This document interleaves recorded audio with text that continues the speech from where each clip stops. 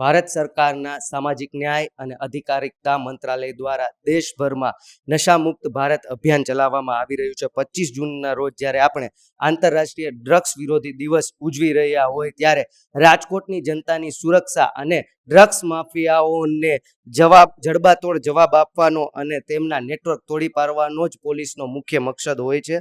ત્યારે આજે આપણે આ દિવસ ઉપર ખાસ રાજકોટની અંદર જે પોલીસની કામગીરી થતી હોય છે, ખાસ કરીને ક્રાઇમ બ્રાન્ચની કામગીરી કેવી રહે છે અને કહેવાય ને કે ડ્રગ્સના કાળા કારોબારના નેટવર્કને નેસ્તનાબૂદ કરવા માટે ક્રાઇમ બ્રાન્ચ કેવી એક્શનમાં છે અને ગુનેગારો માટે કેવો કાળ ચક્ર તૈયાર કર્યો છે, આપણે જાણીશું આજે રાજકોટના જાબાજ police officer DCP crime Jagdish Bangarwa sir સાથે. મારી સાથે જોડાઈ ગયા છે. સર, આપને સૌપ્રથમ મારે એ સવાલ કરવો છે કે નશા મુક્ત ભારત અભિયાન અંતર્ગત રાજકોટ પોલીસ અને ખાસ કરીને ક્રાઇમ બ્રાન્ચની અત્યાર સુધીની સૌથી મોટી ઉપલબ્ધિ શું રહી છે?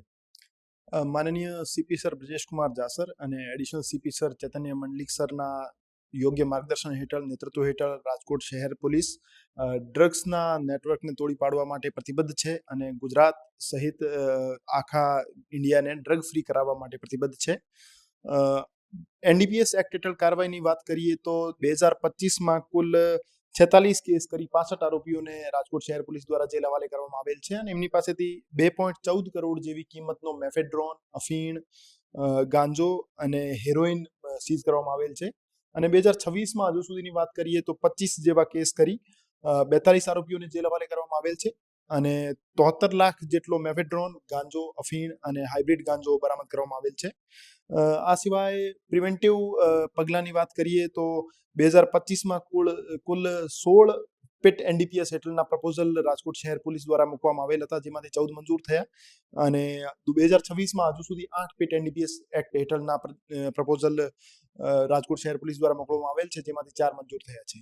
અન્ય રાજ્યોમાંથી ગુજરાત અને ખાસ કરીને રાજકોટ સૌરાષ્ટ્રમાં ડ્રગ્સ ઘુસાડવાના નેટવર્કને તોડી પાડવા માટે ક્રાઇમ બ્રાન્ચ કઈ ટેકનોલોજી અને હ્યુમન સોર્સિસનો કેવો સમન્વય કરે છે?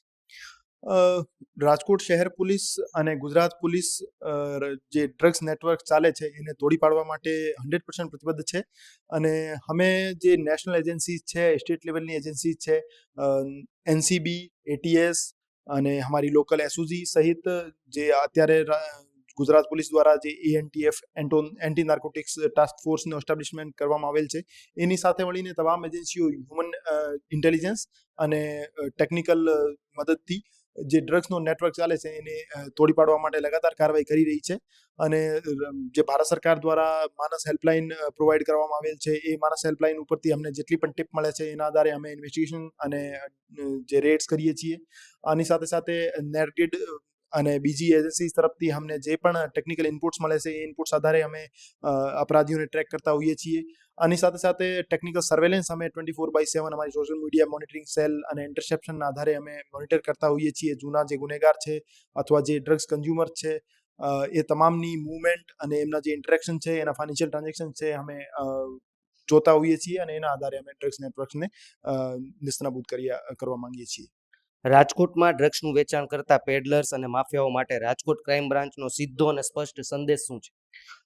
દેશનું ભવિષ્ય બગાડનાર જે પણ આરોપીઓ હશે અને જે ડ્રગ્સના નેટવર્કમાં સંડોવાયેલા હશે એને પૂરી તરીકેથી તોડી પાડવા માટે રાજકોટ શહેર પોલીસ પ્રતિબદ્ધ છીએ.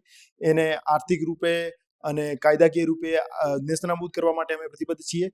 એમના વિરુદ્ધ એનડીપીએસના કડકમાં કડક સેક્શન્સ હેઠળ મુકદ્દમા દાખલ કરવામાં આવે છે અને એની સાથે સાથે ફરીથી એવા નેટવર્કમાં એવા દૂષણમાં ફરી ના સંડોવેલા હોય એના માટે પીટ એનડીપીએસ હેઠળ પણ કાર્યવાહી કરવામાં આવેલ છે અને જે પણ કોઈ ઓર્ગેનાઇઝડ રીતે એ ડ્રગ્સનો નેટવર્ક ચલાવતા હોય છે એના વિરુદ્ધ જીસીટીઓસી પણ ઇન્વોક કરવામાં આવશે અને અમે 100% કમિટમેન્ટ આપીએ છીએ તમામ રાજકોટ શહેર પોલીસ વતી તમામ જનતાને કે કોઈ પણ એવા ડ્રગ પેડલર્સ હોય જે આપના બાળકોનું ભવિષ્ય બરબાદ કરવા માંગતા હોય એને અમે મૂકીશું નહીં અને એને પૂરી તરીકેથી તોડી પાડીશું. સર, સામાન્ય નાગરિક કે કોઈ વિદ્યાર્થી જો પોતાની આસપાસ ડ્રગ્સનું વેચાણની પ્રવૃત્તિ જોતો હોય તો તે રાજકોટ પોલીસને કઈ રીતે માહિતી આપી શકે છે? શું માહિતી આપનારની ઓળખ સંપૂર્ણપણે ગુપ્ત રાખવામાં આવે છે? ભારત સરકારની એક હેલ્પલાઇન છે, જે રીતે સાયબર ક્રાઇમ માટે 1930 છે એ જ રીતે ડ્રગ્સ માટે 1933 એક માનસ હેલ્પલાઇન છે. એના ઉપર આપ ડ્રગ્સને લગત કોઈ પણ ઇન્ફોર્મેશન ડિપાર્ટમેન્ટને આપી શકો છો. આ સિવાય 100 નંબર જે અત્યારે 112 છે, તો 112 ઉપર કોલ કરીને પણ આપ અમને ડ્રગ્સને રિલેટેડ માહિતી આપી શકો છો. આ સિવાય પણ અમે એક વોટ્સએપ નંબર સર્ક્યુલેટ કર્યો છે પબ્લિકલી, એમાં પણ આપ અમને મેસેજ કરી શકો છો. અને અમે ઇન્શ્યોર કરીએ છીએ કે જે પણ માહિતી અમને આપે છે એની ઓળખ છતી ના થાય, ઓળખ ગુપ્ત રાખવામાં આવે, અને એની કમિટમેન્ટ હું આપું છું કે તમામને જે પણ ઇન્ફોર્મેશન અમારી સાથે શેર કરવામાં આવશે ટેકનિકલી અથવા મેન્યુઅલી, એની તમામની ઇન્ફોર્મેશનની ઓળખ ગુપ્ત રાખવામાં આવશે.